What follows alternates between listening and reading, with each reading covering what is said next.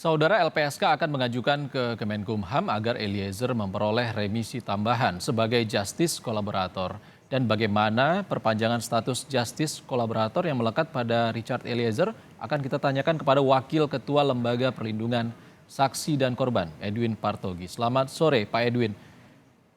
Selamat sore, Bang Ihsan. Pak Edwin, setelah vonis Richard Eliezer ingkrah atau berkekuatan hukum tetap, bagaimana kabar status JC Eliezer? Ya, Eliezer ini telah menjalani fase 6 bulan pertama perlindungan oleh LPSK sejak 15 Agustus tahun lalu. Dan saat ini masuk ke fase 6 bulan kedua. Setelah Eliezer pada sebelumnya sudah mengajukan permohonan perpanjangan perlindungan ke LPSK. Demikian, Bang Ihsan. Kalau setelah dipidana nantinya, Eliezer masih akan tetap berstatus justice kolaborator atau butuh perpanjangan lagi dari pihak Eliezer dan bagaimana mekanismenya? Ya, kan sudah ada perpanjangan dari LPSK untuk perlindungannya di bulan Februari ini untuk 6 bulan ke depan.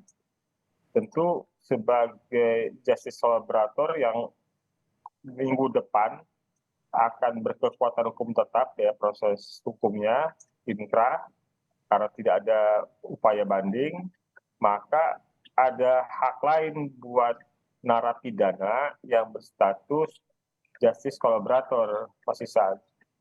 Hak itu adalah pemenuhan hak-hak para pidana.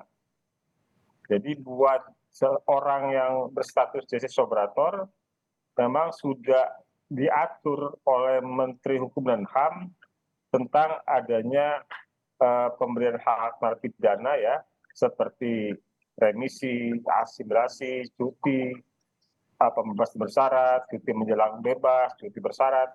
Nah, itu yang memang harus didasarkan oleh rekomendasi dari LPSK.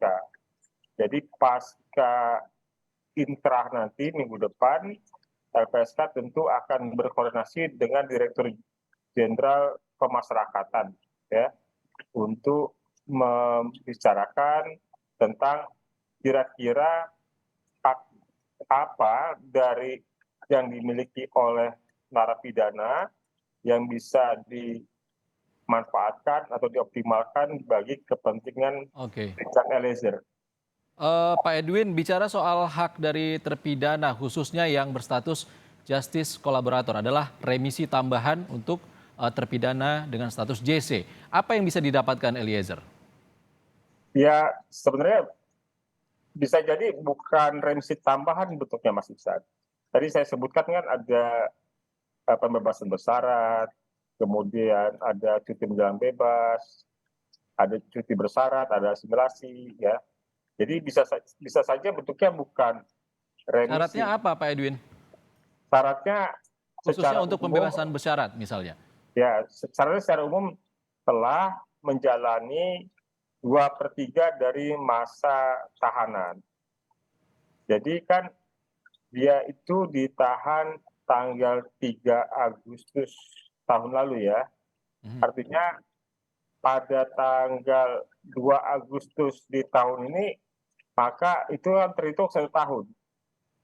Terhitung 1 tahun itu berarti sudah memasuki 2/3 dari masa penahanannya.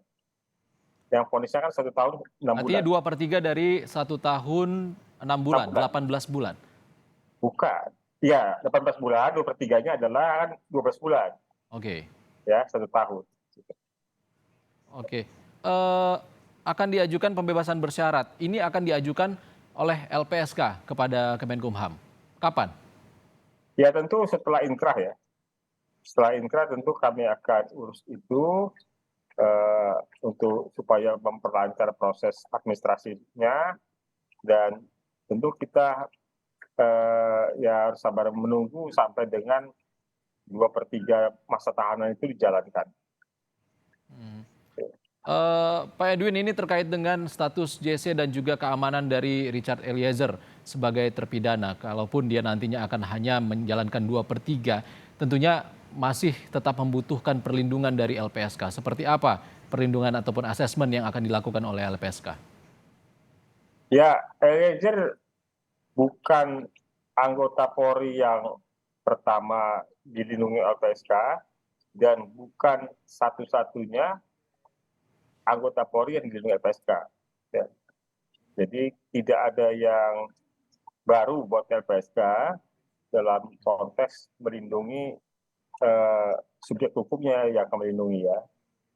Tentu kami punya mekanisme cara untuk memberikan perlindungan kepada terlindung kami.